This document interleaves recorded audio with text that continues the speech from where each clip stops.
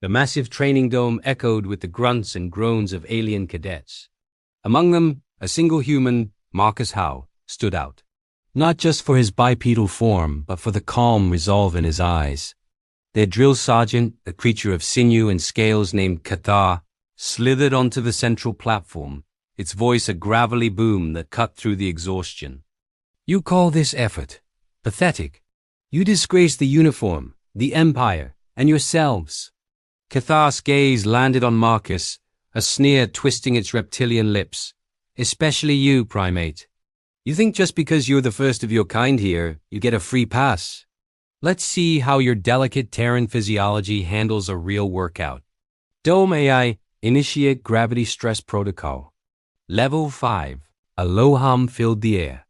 The weight of the world, or rather this artificial world, pressed down. One by one, the alien cadets, beings from worlds with gravity similar to or slightly higher than Earth's, began to falter. Their limbs trembled, and soon many were on their knees, gasping for air. Cathar watched with grim satisfaction. But its satisfaction soured as it looked at Marcus. The human hadn't moved. His posture was unchanged, his breathing steady. If anything, he looked bored. "Is that all you've got, Sergeant?" Marcus's voice was even, carrying easily across the now quiet dome. Cathar's eyes narrowed. This was impossible. Level 5 was enough to make a Groxian feel like it was carrying its own moon. Dome AI level 10. The sergeant barked, a hint of irritation in its voice. The hum deepened, and the pressure became immense. More aliens collapsed, some sprawling flat on the metallic floor, unable to even lift their heads. The air felt thick, like wading through molasses. Yet Marcus stood firm. He didn't even flinch. Cathar's confidence began to crack. This wasn't right. The primate should be a pancake by now. "Level 15, it commanded, its voice now laced with disbelief. At 15 Gs, the very structure of the dome seemed to groan. The remaining few cadets who were still standing crumpled to the floor. The only one left upright was the human. Then Marcus did something that shattered Cathar's understanding of biology. He took a step. It was a slow, deliberate movement, the sound of his magnetic boot clanking against the floor like a death knell for the sergeant's arrogance. Then another step, and another. He began to walk a slow circle, his expression as placid as a calm sea. Cathar was speechless, its jaw hanging open. How are you doing this?" It finally stammered. Marcus stopped walking and looked directly at the sergeant. He slowly and with visible but controlled effort raised a hand and wiped a single bead of sweat from his brow. "You know, back home, this is about what a heavy gravity specialist endures for their morning jog," he said casually. "I'm not even a specialist. I'm just an infantry grunt." Cathar stared, its mind reeling. This single, seemingly average human was defying all known biological laws. What kind of world produced such creatures? It had to know. "Then what are you?" Cathar roared, a mix of fury and fear in its voice. Marcus grinned, a truly terrifying sight under the crushing gravity. "Me? Oh, I'm just the control group." He tapped a small, almost invisible insignia on his collar. It was a symbol Cathar had never seen before. "I'm the baseline for Project Titan. You see, Sergeant, where I come from, we're not just built to survive. We're built to endure. And you just found out what our average looks like." In the observation deck high above, several shadowed figures watched the display, a silent, satisfied consensus passing between them. The project was a success. Humanity was ready. The alarms didn't stop when the gravity field powered down. That was the first sign something had gone wrong. When the emitters finally dimmed and the crushing force lifted from the dome, the alien cadets collapsed in relief. Some lay flat on the floor, chests heaving. Others trembled as medical drones rushed in, projecting stabilizing fields and injecting recovery compounds. The metallic floor, once perfectly smooth, now bore faint stress fractures from the immense pressure. Marcus Hale remained standing. He rolled his neck once, slowly, then crouched to check on the nearest fallen cadet. His movements were careful, controlled, as if 3 times standard gravity had been nothing more than an intense workout. The drill sergeant didn't look at the others. His gaze stayed locked on the human. "You should not be standing," he said quietly. Marcus glanced up. "With respect, sir, I was born standing." The words weren't defiant. They weren't proud. They were factual. That unsettled the sergeant more than arrogance ever could. Across the upper control balcony, technicians scrambled over flickering consoles. One of them shouted, "Emitter core 2 is destabilizing." Residual pressure fluctuations detected. The sergeant's eyes snapped upward. The gravity had been turned off. It should have normalized instantly, but something was still wrong. The air felt heavy, not crushing, but distorted, as if the dome itself had been stretched and hadn't quite returned to shape. Marcus felt it too. He tilted his head slightly, eyes narrowing. "Sir," he said, voice lower now, more serious. "You might want to clear the chamber." The sergeant bristled. "You do not issue commands here, human." A sharp crack echoed overhead. One of the emitter rings split along its seam, sparks spraying downward. A section of the dome ceiling sagged visibly. The technician's voice rose in panic. "Gravitic feedback loop forming." The field didn't collapse cleanly, it's folding back on itself. Now the sergeant understood. They had pushed the emitters beyond safe capacity. 3 planetary units inside a contained dome had created stress on the field generators. Instead of dispersing cleanly, fragments of localized gravity were condensing unpredictably like invisible sinkholes forming in midair. One of the cadets tried to stand. His body suddenly jerked sideways as if yanked by an unseen hand. He slammed into the floor with a bone-cracking impact. A localized gravity spike. Another formed near the far wall. A metal crate imploded inward, crushed into a compact tube no larger than a fist. Panic spread instantly. The medical drones retreated. The cadets began crawling, trying to reach exits. "Seal the chamber." The sergeant barked. "Negative," the technician replied. "If we seal it, the pressure anomalies could rupture the entire facility." Another crack thundered above. This time, part of the emitter ring broke free. It fell. Not straight down, but sideways, dragged mid-fall by a gravity distortion. And it was heading directly toward a group of pinned cadets who were too weak to move. The sergeant saw it. He calculated distances. He knew they wouldn't make it. And before he could even shout, Marcus moved. He didn't sprint. He launched. Even in unstable gravity, his body adapted instinctively. Years under Earth's heavy pull had conditioned every fiber of muscle and bone. While the alien cadets had evolved in lighter environments, their bodies were built for efficiency, not brute resistance. Marcus had been shaped by constant pressure since birth. He crossed the dome in seconds. A gravity spike caught in mid-stride, dragging at his right leg. He adjusted without thinking, twisting his body, pushing off with explosive force. The falling emitter segment hurtled toward the cadets. Marcus reached it just before impact. He braced, hands up. The metal slab slammed into his palms. The force drove him down to one knee. The floor beneath him cracked outward in a spiderweb pattern. For a split second, it looked like he might finally collapse. The sergeant leaned forward. But Marcus gritted his teeth and pushed upward. The slab shifted. Slowly, impossibly, he redirected its fall, angling it away from the cadets. It crashed against the far wall instead, embedding deep into reinforced alloy. Silence followed. Even the alarm seemed stunned. Marcus remained kneeling for a moment, breathing hard now. Not broken, not defeated, just human. He stood again. The sergeant felt something shift in the room, not gravity, but perception. The cadets were staring at Marcus not with mockery, not with skepticism, with awe.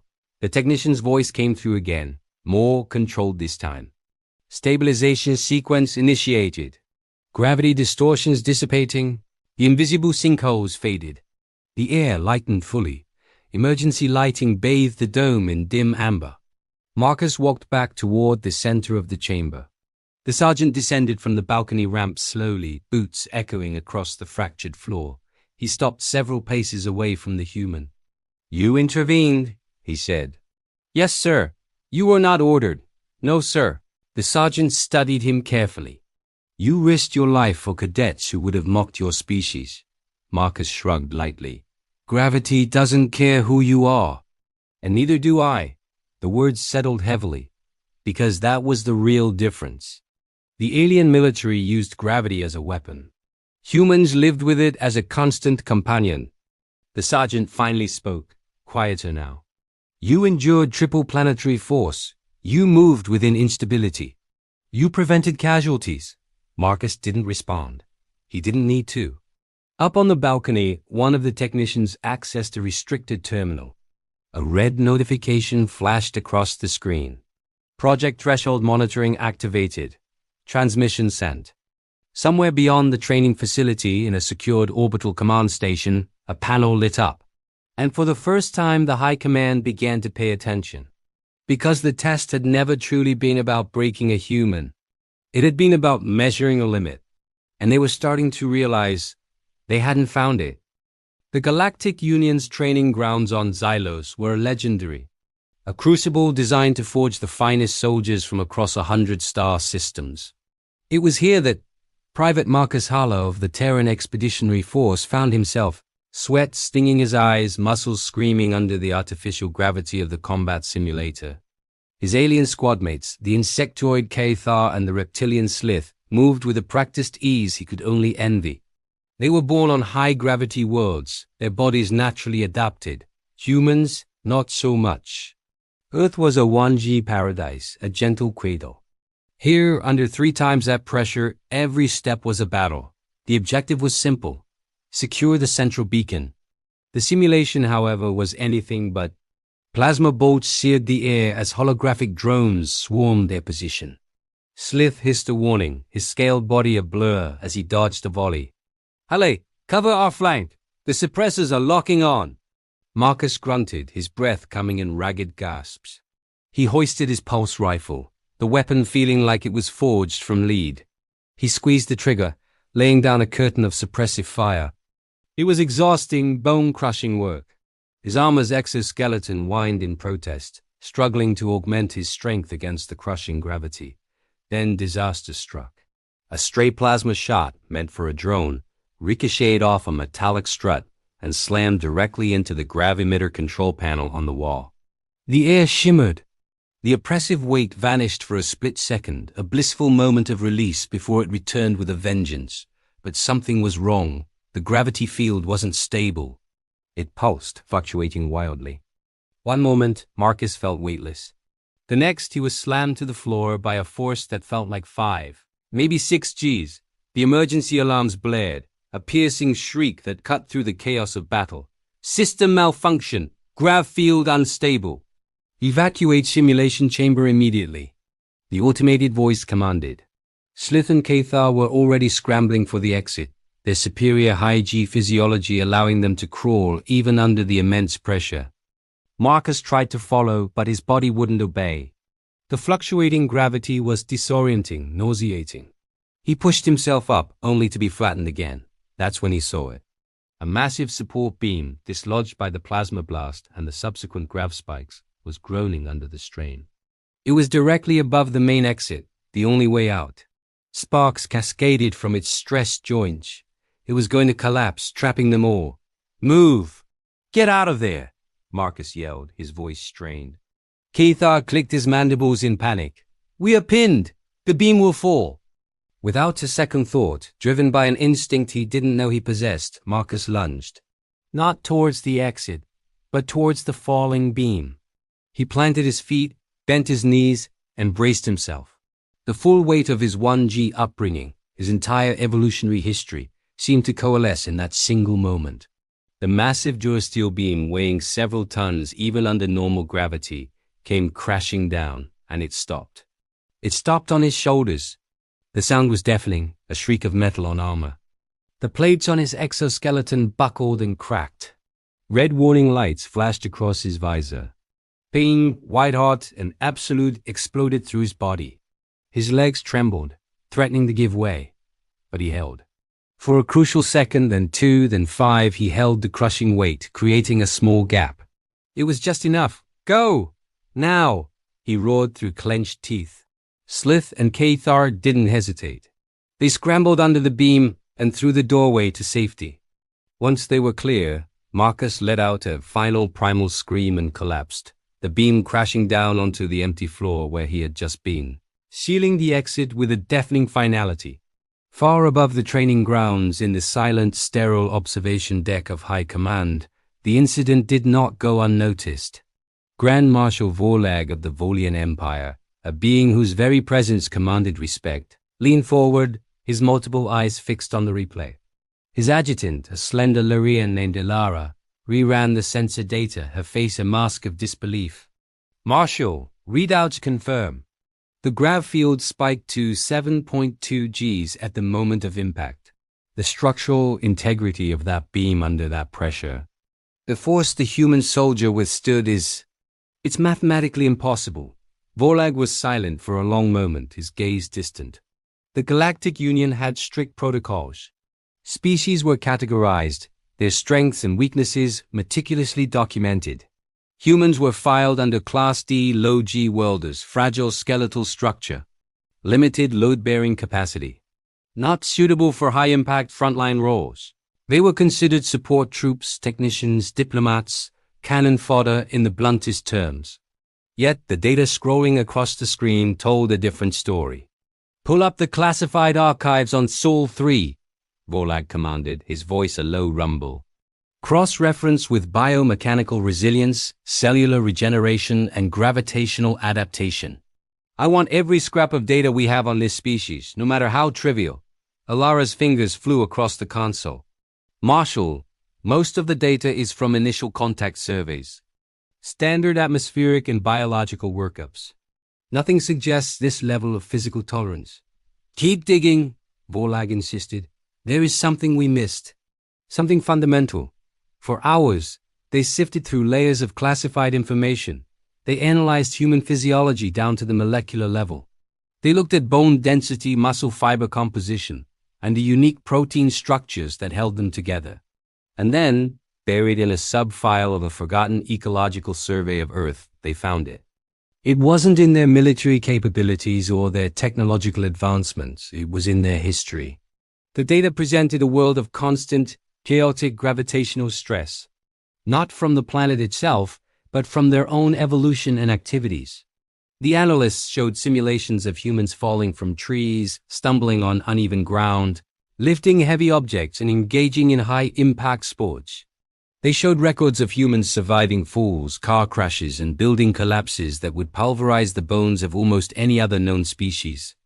Their bodies were constantly breaking and repairing themselves, each time becoming incrementally stronger, more resilient. Their cellular structure had a memory of trauma, a unique ability to reinforce itself against future stress in a way no other species in the Union could. Alara looked up from her console, her expression one of awe. "Marshal, it seems their perceived fragility is a misunderstanding. Their 1G environment isn't a weakness. It's a crucible of a different kind. It has forged in them a reactive durability. They don't just resist gravity. Their biology actively fights back against sudden changes in physical force. Their bodies are self-upgrading." Vorlag stared at the image of Marcus Hale being carefully extracted from the wreckage, unconscious but alive. The medics were marveling that his bones were merely fractured, not shattered into dust. He had done the impossible. He had defied their science. The Grand Marshal looked at the classification file on his screen. "Class D, low-G welders." With a decisive gesture, he reached out and deleted it. A new file appeared in its place, blinking with importance. Species designation, Homo sapiens. Threat level, unassessed. New classification, Project Chimera. To be observed with extreme prejudice. The incident with Private Hale was officially logged as a freak accident caused by faulty equipment. He was awarded a medal for his bravery and transferred to a medical facility for what was expected to be a long and painful recovery. But in the highest echelons of the Galactic Union, a quiet, urgent re-evaluation was underway. Humanity was no longer seen as the fragile newcomer. They were an unknown quantity, a biological paradox, a species that grew stronger through damage, that could hold up the sky if pushed too far. And as Marcus Hale slowly began to heal, faster than any of their models predicted, the rest of the galaxy watched, and for the first time, they felt a sliver of fear. They had underestimated the children of Earth, and they were just beginning to understand how profound that mistake might be. Thanks for watching our story today. If you enjoyed this glimpse into the cosmos, make sure to hit that like button, subscribe to the channel, and ring the notification bell so you never miss an adventure. We've got plenty more tales from the stars coming your way. Until next time, stay curious. Report for duty, soldier. The voice was metallic, devoid of any human warmth, echoing through the sterile white corridor. My name is Marcus, and just a day ago I was a standard infantryman. Now I found myself in a place that didn't officially exist, a secret underground facility buried deep beneath the earth. The air hummed with a low, constant thrum of power, a sound that vibrated right through the solace of my combat boots. A woman in a crisp white lab coat, her name tag reading Dr. Aris, led me down the endless hallway.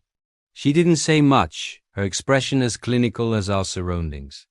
We finally stopped before a massive circular door, a perfect seal of gleaming titanium. With a hiss of hydraulics, it slid open, revealing a chamber that took my breath away. It was a vast, spherical room. The floor, walls, and ceiling were all made of the same dark, gridded metal. In the very center of this sphere was a single raised platform. That was my destination. Dr. Aris gestured towards it. Sergeant Marcus, please proceed to the center of the gravity simulation chamber. Your suit will protect you, but the test will be strenuous. Your mission is simple. Endure.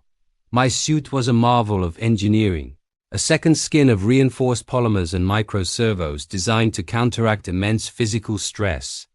As I stepped onto the platform, the massive door sealed shut behind me, plunging the chamber into a soft ambient glow. The humming intensified, resonating in my chest. A calm, computerized voice filled the room. Gravity simulation initiating. Standard Earth gravity. 1G. I felt nothing different, just the familiar pull of home. I did a few light stretches, my muscles loose. Increasing to 1.5G, the voice announced. A subtle weight settled on my shoulders. It was like carrying a heavy backpack, still manageable. I jogged in place, my breathing steady.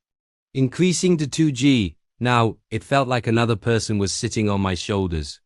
My movements became more deliberate, each step requiring conscious effort. My heart rate started to climb. Increasing to 3G, my knees buckled slightly. The simple act of standing upright became a battle against an invisible force. My lungs fought for air, each breath a heavy, labored process. The suit whirred, its internal mechanisms working overtime to support my frame. Sweat beaded on my forehead, stinging my eyes. The world seemed to press in on me from all sides. Increasing to 4G, I fell to one knee. The impact jarred my entire body. It was like being crushed. My vision started to swim at the edges. A voice, Dr. Aris's this time, came through my helmet comes. Vital signs are spiking, Marcus. How are you feeling? I grunted a response, the words catching in my throat. Peachy, Doc. Just peachy. Pushing against the immense pressure, I forced myself back to my feet, my legs trembling violently. My training, years of discipline, screamed at me. Do not quit. Increasing to 5G. This was it. This was the limit of unassisted human endurance. I collapsed onto the platform, the force pinning me down like an insect. I could barely lift my head. The suit was groaning under the strain. My vision blurred completely, and a high-pitched whine filled my ears. Marcus, respond. We're reading critical levels. Dr. Aris's voice was urgent now. I couldn't speak. I could only focus on breathing, in, out, a slow, agonizing rhythm. My mind drifted. Why was I here? The briefing had been vague, a new threat, a new frontier. They needed to know how much a human could take before we faced enemies from worlds with crushing gravity. I wasn't just Marcus anymore. I was a benchmark. I was the baseline for humanity's survival. With a surge of adrenaline fueled by that thought, I planted my hands on the deck. The pressure was unimaginable, like the planet itself was trying to flatten me. My bones creaked, my muscles screamed in protest. But I pushed. Millimeter by agonizing millimeter, I pushed myself up. I wasn't just fighting gravity. I was fighting for every soldier who would come after me. I got one knee under me, then the other. Trembling, gasping, I rose. I stood, upright at 5 gigaseconds. A wave of alarms blared through the chamber. The computerized voice announced, "Emergency shutdown. Gravity field deactivating." The crushing weight vanished as quickly as it had come. I floated for a second in the sudden weightlessness before crashing back to the platform as 1G returned. I lay there gasping, every inch of my body aching. The door hissed open, and medics rushed in. As they lifted me onto a stretcher, I saw Dr. Aris standing in the doorway. Her clinical expression was gone, replaced by something I couldn't quite read, or maybe. "You did it, Sergeant," she said, her voice soft. "You actually did it." They wheeled me out, back into the sterile white halls. I was broken, exhausted, but I was not defeated. I had faced the gravity of our future, and I had stood my ground. The tests were far from over, but for the first time, I knew we had a fighting chance. Thanks for watching, and if you enjoyed this story, be sure to subscribe for more. The Galactic Council meeting was a spectacle of shimmering holograms and exotic alien forms, but the mood was far from celebratory. On the central display, a human soldier named Marcus was being put through a series of grueling physical tests. He was from Earth, a planet recently welcomed into the galactic community, known for its rather unremarkable inhabitants. Or so they thought. The test administrator, a lanky, multi-limbed being named Xyler, adjusted his ocular sensors. "Subject Marcus," he announced, his voice echoing through the silent chamber. "We are now increasing the gravity simulation to 20 times his native standard." A low hum filled the testing chamber. On screen, Marcus grunted, his muscles straining under the immense pressure. He dropped to one knee, then pushed himself back up, sweat beading on his forehead. He stood, swaying slightly but defiant. A wave of murmurs rippled through the council. 20 Gs? Unheard of. Most species would be reduced to a puddle of organic goo at half that. The council's entire defense strategy, their ultimate deterrent, was built on gravity manipulation technology. Their fleets could project localized gravity wells, crushing enemy ships and immobilizing armies without firing a single shot. It was clean, efficient, and, until this moment, considered foolproof. Councillor Vorlag, a formidable being resembling a sentient mountain of crystalline rock, slammed a massive fist on his console. "This is unacceptable! The humans' resilience compromises our entire strategic advantage.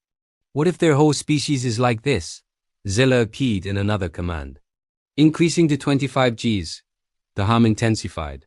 Marcus roared, a primal sound of exertion, and slammed his fists onto the durasteel floor, cracking it. But he did not collapse. He was on all fours, breathing like a bellows. But he was conscious. He was resisting. Panic began to set in. The foundation of galactic peace, a peace maintained by the threat of overwhelming gravitational force, was crumbling before their eyes. The humans, these soft, squishy newcomers, were a walking, talking existential threat to the established order. Debates raged for days. Some councillors called for the immediate quarantine of Earth. Others suggested covert operations to understand the source of this human anomaly. But they were too late. News flashed across the galactic network. A major insurrection had broken out in the Zephyr sector. A militant faction known as the Voidbreakers, long a thorn in the council's side, had somehow reverse-engineered gravity weapon technology. They had seized the idyllic colony on Cygnus X1, a planet with a population of millions from dozens of different species. Their method was brutal.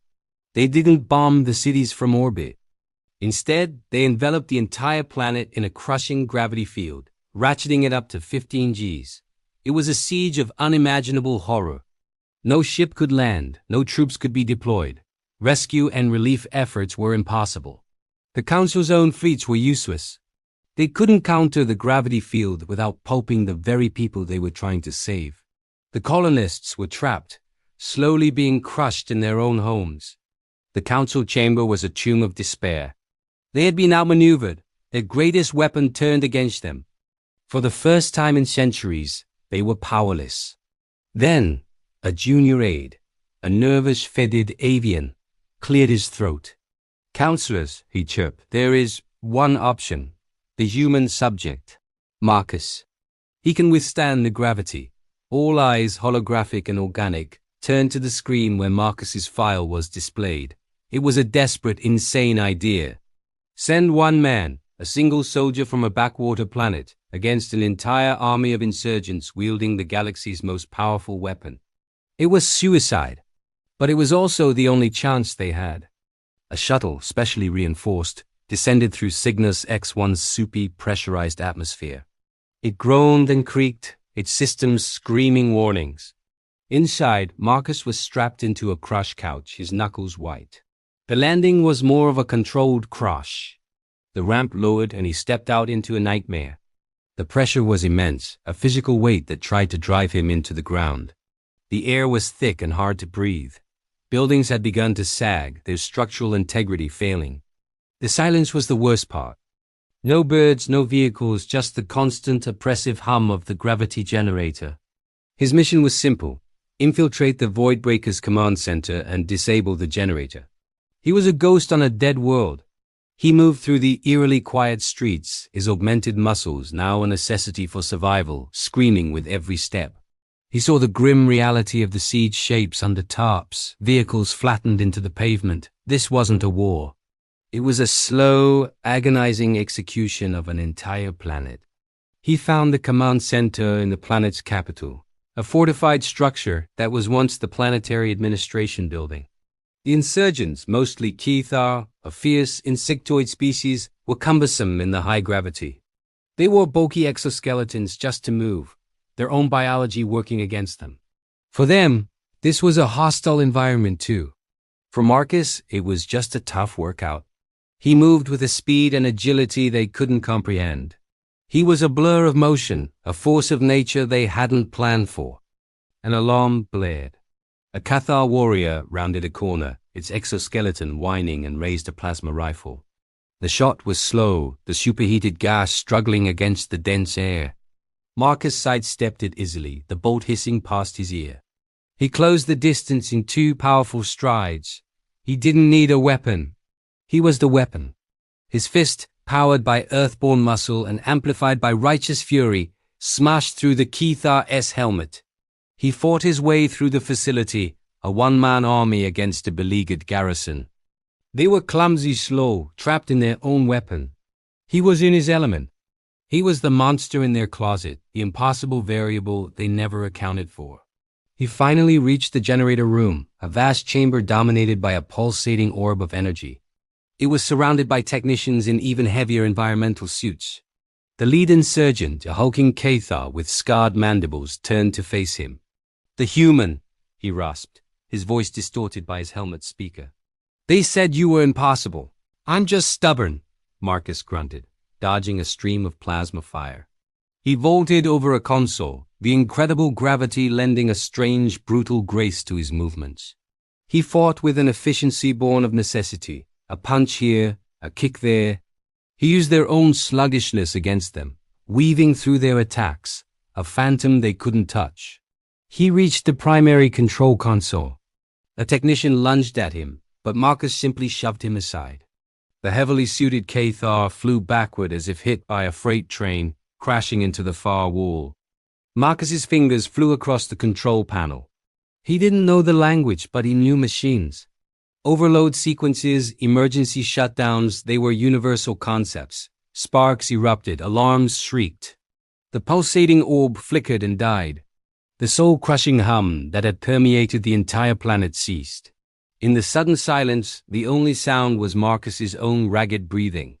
The pressure lifted. Outside, the people of Cygnus X1 could stand up straight for the first time in weeks. A collective gasp of fresh, light air was drawn by millions of lungs. Back in the Galactic Council chamber, the live feed from Marcus's helmet cam showed the aftermath. The lone human soldier standing amidst the wreckage of the enemy's command center. He had done it. He had single-handedly saved the world. Counselor Vorlag, the stone-like being who had been so suspicious, was silent for a long moment. Then his gravelly voice filled the chamber. "It seems," he rumbled, a note of awe in his tone, "that a species' greatest perceived weakness can sometimes be its most profound strength. The era of gravity as the ultimate power was over. A new era, the era of human stubbornness, had just begun. Thank you for watching. If you enjoyed this story, don't forget to like, subscribe, and hit that notification bell for more tales from across the galaxy. See you next time. The transport vessel shook as it entered the colony's atmosphere, its hull groaning under stress as gravity fluctuations rippled outward from the surface below. Even inside the reinforced cabin, Marcus could feel it, an uneven pull, like invisible hands tugging at his bones from different directions. The pilot's voice crackled over the intercom. We're hitting variable gravity pockets. Stabilizers are compensating, but we can't get closer than the outer perimeter. That's fine, Marcus replied calmly as he tightened the straps on his harness. Drop me where it's worst. A pause followed. Say again? Closest insertion point to the highest gravity zone, Marcus repeated. The faster I reach the control hub, the fewer people die. Silence. Then, reluctantly, acknowledged. The cargo bay doors opened moments later, revealing a city twisted by invisible force. Towers leaned at impossible angles. Vehicles were crushed flat against the streets. In some areas, debris hovered unnaturally, caught between opposing gravity wells. The pilot's voice was tense now. Local readings confirm spikes up to 6 planetary units near the central hub. No council units can operate there. Marcus stepped to the edge of the ramp, staring down at the chaos. Then it's a good thing I'm not council, he said. He jumped. The moment he hit the ground, gravity slammed into him like a living thing. 6 planetary units crushed down, driving him to one knee instantly. The pavement beneath him shattered, fragments sinking into the earth as if swallowed. Marcus sucked in a breath that felt like inhaling through concrete. This was different from the controlled arena. His gravity was chaotic. It shifted in waves, pulling sideways one second, downward the next. His inner ears screamed as his balance fought conflicting forces. He planted his hands against the ground and pushed. Slowly, painfully, he stood. Every step forward felt like dragging his body through wet stone. His vision narrowed, colors dimming at the edges. Blood thundered in his ears, but he moved. Civilians were pinned in doorways, trapped beneath fallen structures. Some cried out when they saw him, unsure whether he was real or a hallucination born of stress. Marcus stopped beside a collapsed transport pod where 2 workers were trapped under a bent support beam. The gravity here fluctuated violently, hitting the beam harder into the ground. Hey, Marcus said, forcing his voice to stay calm. I need you to stay still. One of them stared at him in disbelief. You're walking. Yeah, Marcus replied, bracing himself. Don't recommend it. He wrapped his arms around the beam. The moment he lifted, gravity surged sideways, nearly wrenching him off his feet. His muscles screamed in protest. Tendons felt like they were tearing free from bone. He adjusted his stance, leaned into the pool, and lifted again. The beam rose just enough. Go! He shouted. The workers scrambled free, crawling away as Marcus dropped the beam and staggered back. His cum unit crackled to life. Human operative, your vitals are exceeding safe limits, a council medical officer warned. You must withdraw. Marcus wiped blood from his nose. Can't, he said. I'm almost there. He pushed onward toward the central hub, a towering structure wrapped in makeshift shielding. Insurgents had converted it into a gravity weapon, projecting localized fields outward like landmines. Automated defenses activated as Marcus approached. Under normal conditions, their targeting algorithms relied on gravity-stabilized trajectories. Under this chaos, they failed. Energy bolts screamed past him, missing as the gravity wells bent their paths unpredictably. Marcus ducked behind a shattered wall, then advanced again, step by agonizing step. Inside the hub, the gravity intensified. 7 planetary units. Marcus's knees buckled. He slammed a fist into the floor to keep himself from collapsing fully.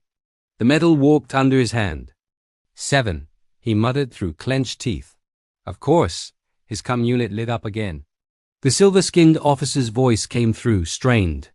Marcus, you're past projected survivability. Disengage immediately. Marcus laughed weakly. You said gravity was your weapon. He dragged himself forward, crawling now, each movement costing more than the last. His lungs burned, his vision tunneled. At the center of the hub stood the control console, pulsing with stolen council tech. Gravity emitters screamed at full output, their harmonics wildly unstable. Marcus reached it. He hauled himself upright using the console's edge. The insurgent leader emerged from behind a barricade, armored and defiant. "You shouldn't exist," the alien snarled. "Nothing should move under this force." Marcus met his gaze, breathing hard.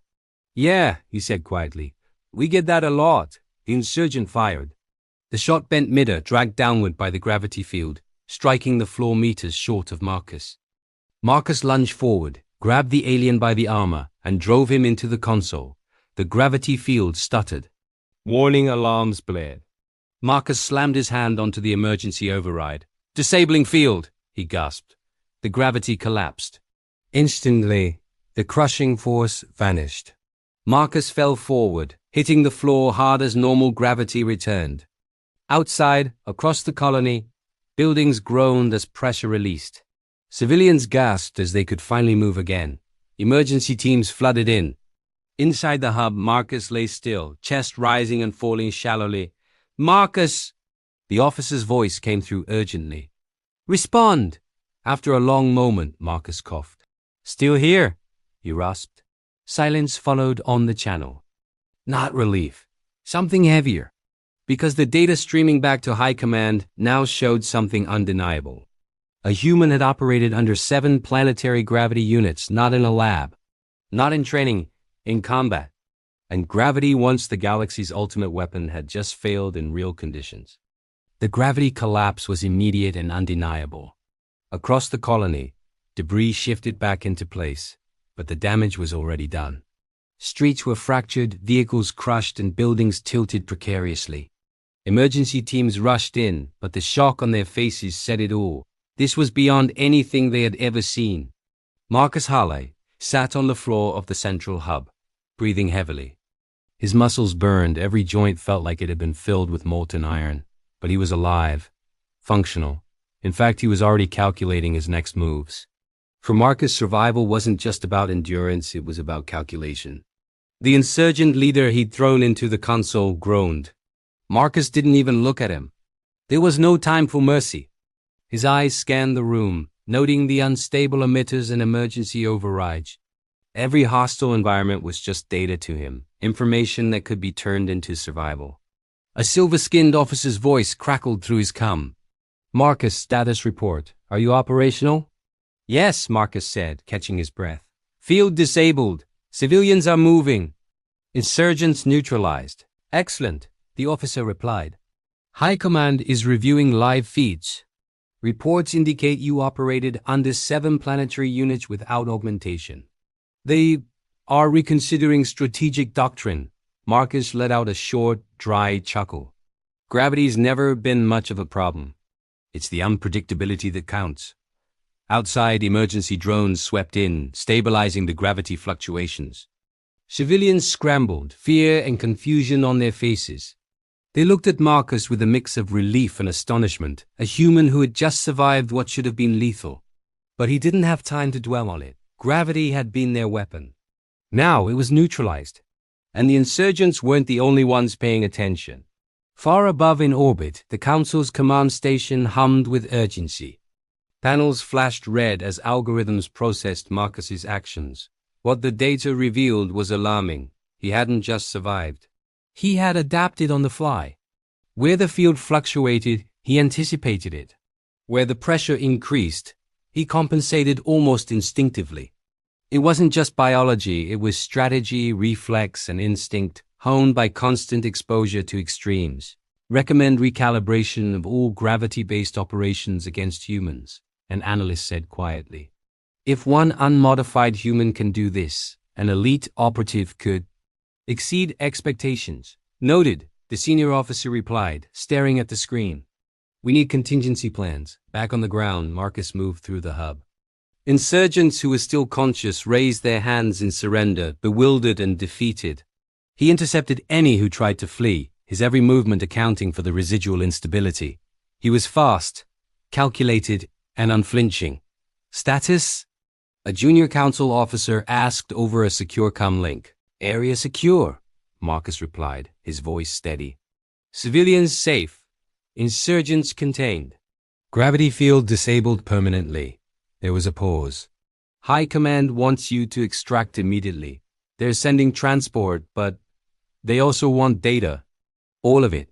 Every calculation, every observation, every movement. Marcus nodded. He spent a few more minutes ensuring civilians were moving toward evacuation zones before finally leaning against the wall, allowing himself a moment to breathe. He was spent, but he was also aware of something else: attention. The eyes of the Council of High Command of every species connected to this project were watching him.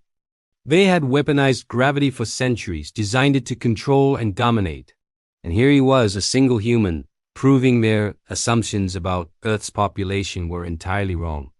A low rumble echoed as emergency generators kicked in. The insurgent leader, seeing an opening, subtly reached for a concealed device. Marcus's reflexes, honed under extreme pressure, caught the motion instantly. One precise move, and the alien was subdued again. "You've underestimated us," Marcus muttered under his breath. The transport signal finally arrived, a shuttle hovering above the hub. Marcus guided the last of the civilians into temporary protection zones before making his own way up. As he boarded and the doors hissed shut, he finally exhaled, letting himself relax just a fraction. But he knew this was only the beginning. The Council would study him, analyze him, and try to replicate whatever made him capable of surviving what no one else could. Looking out the viewport at the city below, Marcus watched as chaos slowly turned back into order. But he knew the truth. Somewhere in the shadows, High Command was realizing that gravity as a weapon was no longer absolute, and humanity had just announced its presence. Thanks for watching. If you enjoyed this story, be sure to like and subscribe for more. The shuttle deployed Marcus above the next hot zone, its hull barely holding steady in the turbulent gravity currents. Below him, the city had become a distorted landscape of tilted streets, crushed vehicles, and warped buildings. Marcus dropped from the shuttle's ramp and immediately felt the pull of 6 planetary units pressing down on him. His knees bent instinctively, every muscle fiber screaming as he adjusted to the unstable load. Through the the silver-skinned officer's voice came calm but urgent. "Marcus, readings indicate residual field spikes reaching 7 units in some areas. Civilians are trapped. Insurgents are holding strategic nodes. Priority is stabilization." Marcus moved forward, each step calculated to counter the varying gravitational pull. The ground shifted under him as he crossed a street tilted at an impossible angle. Debris floated briefly before being slammed back down by fluctuating gravity waves. A group of civilians huddled under a collapsed archway. He dropped to his knees and pushed, wedging himself under the arch. Arms straining, he lifted sections of debris just enough for the civilians to escape. Insurgents appeared on the upper levels of a tilted building, attempting to fire energy bolts through unstable gravity zones. Marcus ducked instinctively, the projectiles bending and slowing mid due to gravitational distortion. When he reached them, he was already in motion, disarming, redirecting, and subduing them with precision. Gravity, which should have immobilized anyone else, became a tool he could anticipate, exploit, and overcome. "Marcus!" The officer's voice came through the tense. "We're tracking a new spike approaching 8 planetary units. Ahead lay the control hub for the localized gravity fields." He had to move. He advanced, rolling past a shifting block of concrete as a spike hit, bending his trajectory mid-motion. Arms locked, he climbed over the debris, feet finding impossible purchase on warped surfaces. The insurgents fired again, but gravity warped their shots, deflecting them harmlessly. One final burst of effort, and he reached the control console. His hand slammed onto the panel, overriding the automated controls. He sidestepped the insurgent leader's lunge, using the gravitational force to pin him against the console as the final 8-unit spike surged. Silence followed. The gravity field collapsed. Marcus fell to the floor, exhausted but alive. Through the officer's voice returned, calm but carrying the weight of disbelief. "Marcus, your performance readings are unprecedented." Marcus, breathing heavily, allowed himself a small smirk. Gravity is not a weapon, he said quietly. Not when you know how to live with it. Across the council network, alarms flared. Humanity was no longer a variable to be constrained, it was a force to be accounted for. The city was eerily quiet after the hub's collapse. Gravity was back mostly, but the air still felt wrong, charged with instability. Cracked streets and scattered debris made every step a hazard. Emergency crews moved with caution, wary of the rogue gravitational pockets that could spring up without warning. Marcus Hale tested the ground, his legs shaking from the strain of enduring 8 times Earth's gravity. His muscles screamed, but he pushed forward. He knew survival in this kind of environment wasn't about raw power. It was about precision, about anticipating the invisible forces that could crush you in an instant. Civilians watched him from behind the wreckage, their faces a mix of fear and disbelief. They whispered, pointing at the man who had walked through a gravitational hell and emerged on the other side. Marcus tuned them out, his focus locked on the smoking remains of the control hub. Damaged controls sparked and twisted emitters pulsed, sending tremors through the streets. Marcus! The voice of his control officer crackled through his comms. We're tracking residual fluctuations. Pockets are rising again. You have to stabilize the area before we can extract. Marcus let out a slow, steady breath. Copy. Already on it. He approached the nearest active emitter, the air around it thick and heavy. He bent low, fighting against the violent, uneven waves of gravity pressing down on him. With a mix of brute force and delicate adjustments, he started to disengage the output. Sparks showered him as the metal frame groaned and warped. The field fought back, pulling and twisting, but Marcus refused to yield. Suddenly, a massive spike in gravity slammed him sideways into a street lamp. Pain exploded in his side, his ribs protesting. He rolled with the impact, planting his hands on the pavement, and using the unstable force to push himself back to his feet. He staggered but kept moving, negotiating with the invisible weight that threatened to tear him apart.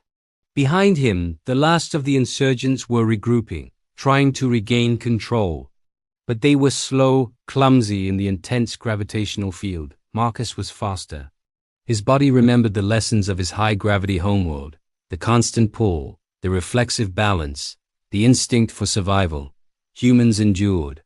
And he was the proof. He finally reached the central console, his heart pounding, his lungs burning. The emitters were still pulsing, feeding chaotic spikes into the streets. He slammed his hands onto the interface, manually overriding the system. The machines hissed and sparked, resisting his control, but he held his ground. A shadow lunged from the debris, the insurgent leader making a last desperate attack. Marcus didn't even need to turn. He pivoted, and with a single precise push, sent the alien stumbling back into the console. There was a shower of sparks as metal buckled, and the final gravitational spike collapsed. Silence, true silence. The gravity stabilized. The city, scarred and broken, was finally safe. Marcus dropped to his knees, utterly exhausted.